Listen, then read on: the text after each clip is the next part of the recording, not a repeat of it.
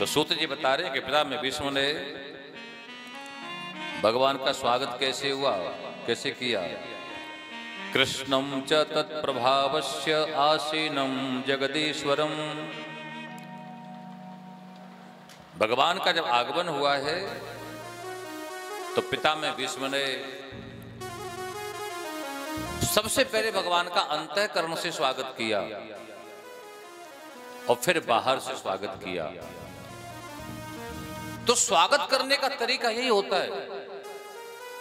आपके घर यदि कोई आ गया है तो पहले आप अंतःकरण से स्वागत करना का मतलब क्या है, प्रसन्न हो जाओ। आज के समाज में हमारे फॉर्मेलिटियां बहुत ज्यादा हो गई। कोई आया है तो भले मन में दुख है फिर भी अपना बाहर से स्माइल करेंगे, सामने वाले को लगेगा आपको बड़ा अच्छा लग रहा है। तो स्वागत जो होता है ना वैसे ही होता है, अंतःकरण से भी होता है फिर बाहर से भी होता है। इस प्रकार से पिता में भीष्म आज देखते हैं कृष्ण आए हैं तो क्या महाराज, अब शरीर तो पड़ा हुआ था बाणों की शैया पर, हाँ, लेकिन ये बड़े आनंद का अवसर था। ये जैसे नृत्य करने का मौका था, कुछ गाने का मौका था। हाँ, तब पिता में भीष्म को ऐसा लगा जैसे कबीर के शब्द हैं। कबीर कहते हैं जब ईश्वर आपसे मिलने आए तो ईश्वर से ऐसे नहीं मिलना जैसे आप हो। हाँ, कबीर कहते हैं जैसे नव दुल्हन अपने पति से पहली बार मिलती है ना, ऐसे भक्त को परमात्मा से इस प्रकार मिलना चाहिए। हाँ, बड़ा आनंद उत्सव। पिता में भीष्म का मन जैसे नाचने लगा, गाने लगा। एरी सखी मंगल गावोरी, एरी सखी मंगल गावोरी, एरी सखी मंगल गावोरी। अब भजन थोड़ा टेढ़ा है, आपसे नहीं गाया जाएगा, पर कम से कम ताली तो बजा सकते हैं आप।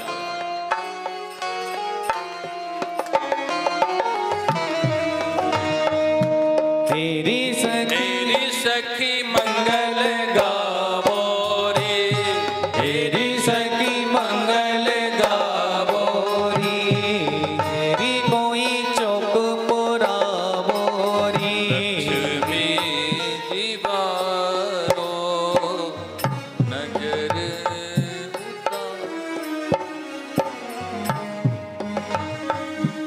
लक्ष्मी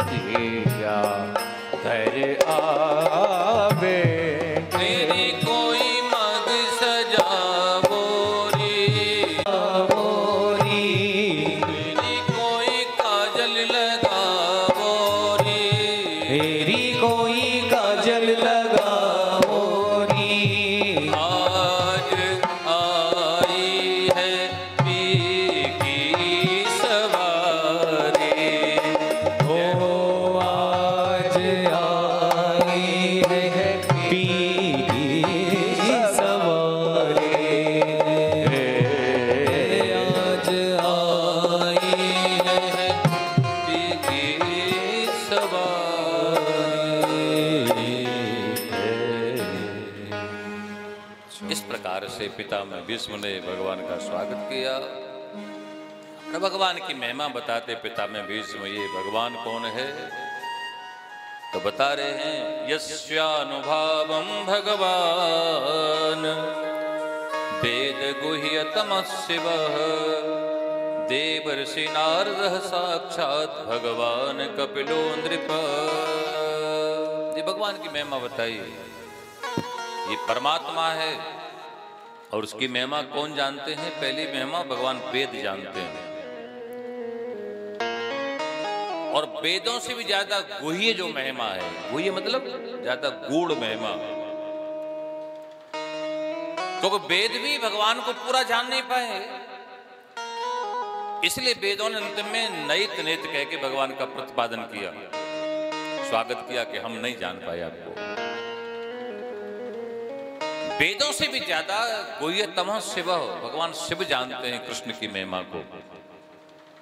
और कृष्ण की क्या महिमा, आप नंदगांव जाओ अभी भी तो ठाकुर जी के स्नान का जल जहां मोरी जिसको नाली बोलते उसमें जो गिरता है ना, तो शंकर जी नंदगांव में वहां पर बैठे हुए हैं कि ठाकुर जी का स्नान का जल जो है ना वो सारा शंकर जी के सिर पर गिरता है। वो इतना जानते हैं कृष्ण को कि कृष्ण कौन है, शंकर भगवान की महिमा को जानते हैं। और तीसरी महिमा कौन है, देवर्षि नारद साक्षात नारद जी महाराज महिमा जानते, इसलिए हर समय भगवान का नाम लेते हैं।